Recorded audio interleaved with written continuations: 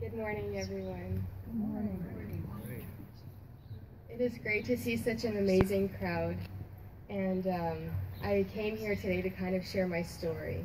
I was approached a few weeks ago by the organizer of this event to talk about something that has happened to me, and I'm very honored to be here in front of all of you.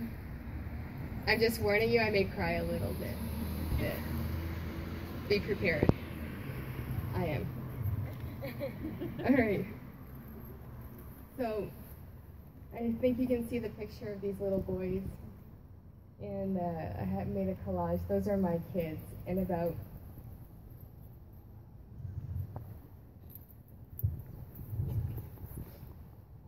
a year and a half ago, my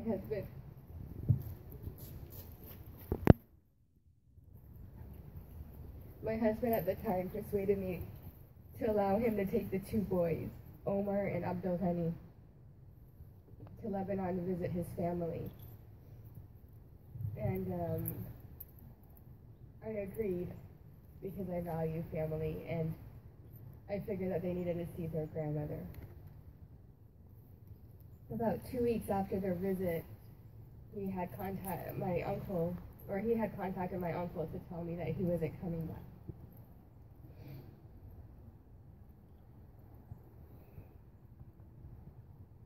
That news shattered our world, and it broke my family apart.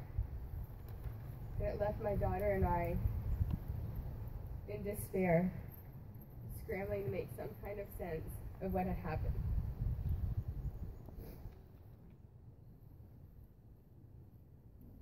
The only reason that I would ever see my kids, or the only way I would ever see my kids, is if I went to Lebanon, and that was the ultimatum. It was a hit I never expected to take, and although it was a bright sunny day, darkness fell upon our household, and sadness filled our hearts, and we could succumb to the tragic reality forced upon us. I had to make a decision at that time, fully aware that no matter what I did, someone was going to suffer. I looked at myself, I looked at my daughter, and I looked at my two sons. My husband at the time called me and told me that he had already been planning this for a year and a half. He had already taken himself out of the family picture. I had my two boys on one side of the world, both young, fragile, delicate, and innocent pawns in their father's game of deception, manipulation, and control. And on the other side, here with me, I had and I still have my daughter. A young, bright teenager on the verge of becoming an independent woman with her whole life ahead of her. She was her brother's caregiver and their hero. And I saw the devastation in her life. How could I uproot her from her school and take her away from her friends and move her to a country where her options were so limited? How? Why should she suffer? Why should she suffer the consequences of her stepfather's action? After I broke down, fell to the ground, shaken to my core, I decided to stay here and fight.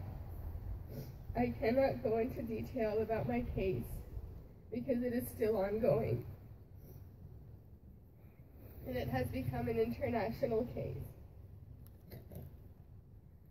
And I don't want to focus today too much on that. What I want to focus is on other aspects that I have to deal with and what gets me through my day. When hearing my story, many people often tell me that I am brave and that I'm strong. Well, truth be told, I'm not.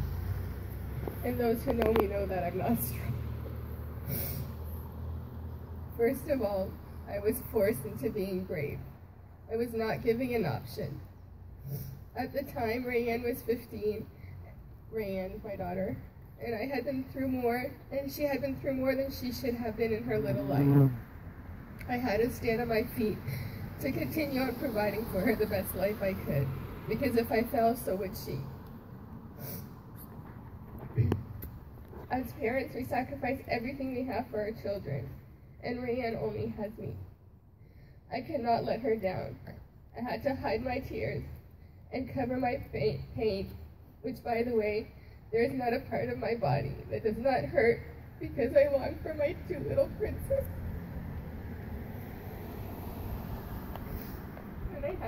And I had to keep going. I had to take all that negativity and turn it into positivity, or else I would have already lost before the real battle had begun. With help from everybody around me, I got up on my feet, and I asked God to guide me through this ordeal and give me patience, to help me accept what happened, but to never allow me to give up.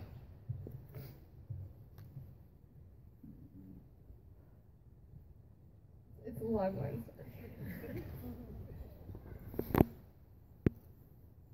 As for being strong, I can honestly say with great humility that I would not be standing here today in front of you if it wasn't for all the support I have been getting from the people in this fine community. And that is the main focus of my talk today. So what is a community? Although in recent years the concept of a community has evolved, and the definition includes virtual community via internet. In its simple essence and form, a community is a group of people living in a single space and interacting with one another. My strength comes from the people I am surrounded with on a daily basis, and I refuse to look at the bad things in my life and to focus only on everything great. And every morning, I am in constant battle to do so with myself.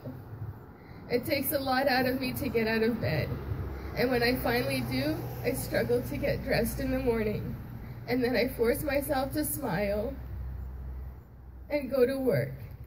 And I am only able to do so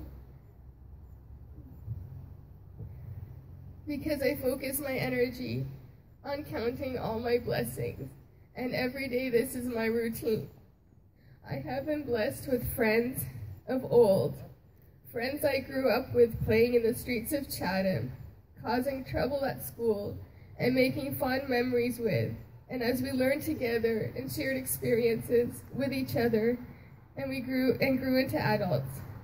And these friends have stuck by my side throughout all these years and are still with me today. I have been blessed with friends of you who have reached out to me in my darkest times and shared my pain, all in the name of humanity. I am blessed with 2 great jobs. I am blessed with the best co-workers, colleagues, and the most supportive bosses. I am able to stand today in front of you and tell you that I go to work with much pleasure and lots of energy only because the people who I work with are compassionate, tender, and understanding. They have seen me through many dark days and have helped me flourish as a teacher and a manager. I am blessed with amazing students who come up to me and ask me questions because they want to learn, from me. I am blessed with customers who, when they see me, flash a smile of delight.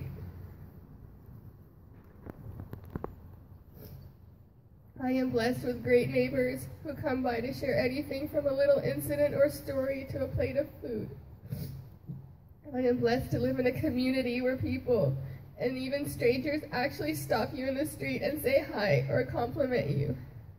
Some days I feel so down and so depressed, and I have to go out, and suddenly, out of nowhere, a perfect stranger would smile or say, "I like your scarf," and all the sadness would disappear.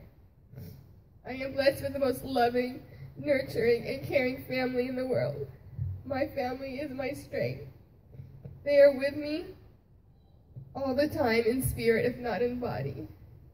They cry with me and feel with me. They listen to me in my pain, and they love me unconditionally. They encourage me nonstop and believe in my plight, and they will never, ever give up on me. I am blessed with such an amazing daughter. At such a young age, she has become my inspiration to persevere and to continue to do good and see the best in everything and everyone. This is the only way I am able to continue to provide for her. Our hearts may have been hurt, but I didn't want our lives to be destroyed. Rayanne is the only person right now who brings me constant peace and reminds me that I have to keep going. What's done is done, and I can't change what happened.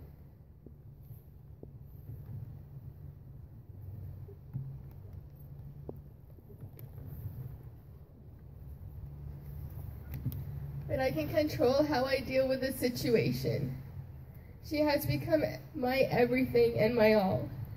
And finally, I am blessed to have two wonderful boys who have been resilient throughout this ordeal, and whose love for me and their sister has remained steadfast, persistent, and unfaltering. My 3 children are the main reason why I get up every day and continue. My faith may waver, but I believe strongly that the 4 of us will be reunited someday, and someday very soon. And we will become a family again, complete and whole. Before I end this, I want to share with you some moments from the past 1.5 years that I am so ever grateful for, and that has helped me to actually see everything in a positive light.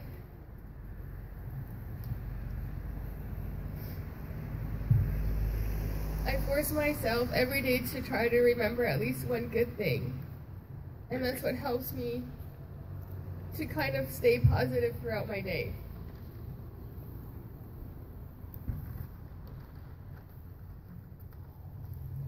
There are people in this community who have helped me out by doing so many unselfish acts and have given me reason to see the good in all. Without naming any names, because I'm so afraid I might forget somebody or hurt somebody's feelings, I am going to avoid people's names. But I will tell you their actions and how they have helped me. Friends have given me money and have helped me pay for rent, lawyer fees, and other necessities, out of the blue, without I even having to ask sometimes, and they are more than willing to help me out. Financially, I have not felt any hurt. I have not felt any pain, and I have not felt a time where I did not have somebody to help us out or something. Or even friends who have given us food. Without them realizing it, they have fed us on some days that we did not have anything to eat.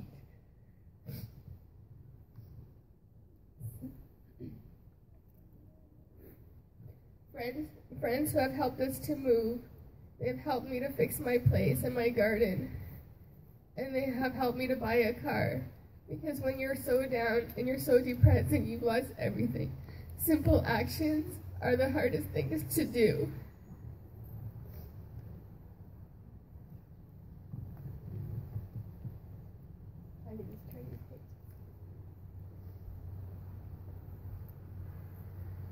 Friends have gone out of their way to help us, to give us clothes, to furniture, and appliances. When we almost had nothing left, there was always somebody there. I have to give out a shout out to the government and the police who have been very supportive throughout my ordeal. And again, I cannot go into too much detail, but I do feel that they are working around the clock to help me get my boys back. And I'm probably forgetting a lot, but there is also one man in this very crowd who actually sacrificed his time, his money, his effort, and his life, and went over to Lebanon to try and work out a deal to get my boys back. He's right there. Sean Moore, thank you. Random people in the streets who do not know it, but who one day might have smiled to me, made me feel so safe in such a devastating situation. And I thank everybody from the bottom of my heart. Yeah, I'll stop. Today, I stand in front of you as the luckiest woman in the world because I did not break, because you did not allow me to break. My community has held me when I fell, and for that I am ever so grateful. They say it takes a community to raise a child, because a community gives that child a sense of belonging, a sense of acceptance, and a sense of being, and I am living proof of that. I always believe that kindness, love, peace, forgiveness are the way to go, and you have all proved me right. I have even had to somehow forgive my estranged husband, who had never asked for it. But I know that no matter, and it's still a work in progress. But I know that no matter what I can never allow hatred to take over.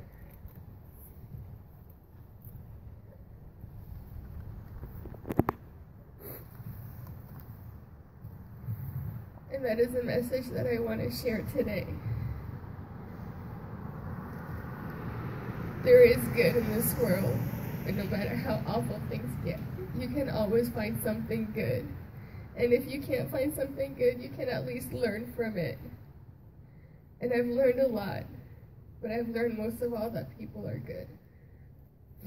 And before I go, I do want to share with you a poem I wrote years ago. And it is a poem it is a poem that describes how I want others to see me and what I strive for. It is a poem I hope I hold it to the standards that you will hear. So with my heart on my sleeve, I'll leave you with this.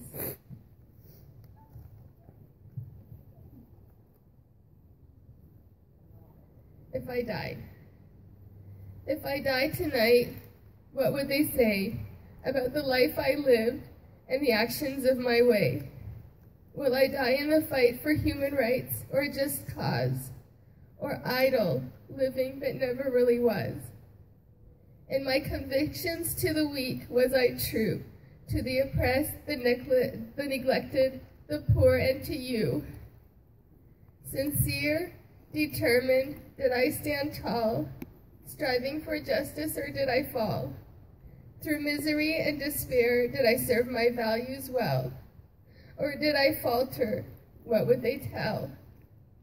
For my honest struggle, would you be proud of me in the name of the divine, or did you not see? If I died tonight, what would they say about the life I lived and the actions of my way? Thank you.